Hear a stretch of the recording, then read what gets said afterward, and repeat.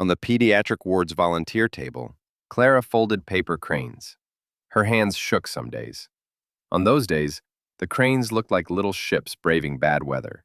She left them on IV poles and windowsills with tiny messages. Brave isn't loud. You are not a number. Liam, 9 and scientifically skeptical, collected them like data. Origami doesn't cure leukemia, he informed her. Correct, Clara said. But sometimes bridges are made of paper. Bridges to what? He asked. To a place where you can wait without drowning, she said.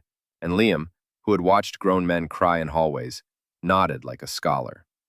One afternoon, a new nurse, Ruth, with inked wrists and a laugh that turned corners quicker than tears, sat next to Clara.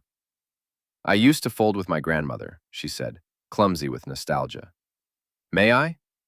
They folded in silence until the nurse asked, carefully, How long have you volunteered here? Since I retired from oncology, Clara said, from the other side of the clipboard. Liam drifted over, suspicious of plot twists. You were a doctor? Once, Clara said. It turns out being good at medicine is not the same as being good at goodbyes. He studied the cranes. What are you good at now? Staying without fixing, she answered. Weeks later, Liam disappeared from rounds. The nurse found Clara in the empty playroom, hands still, chair waiting. He's in remission, the nurse said, smile trembling. Clara held a crane to her chest. Then this one's for the person who can finally sleep. The nurse assumed she meant Liam's mother. Clara shook her head. For the doctor who learned she didn't fail by not saving everyone. For the woman who learned to build when she could no longer carry.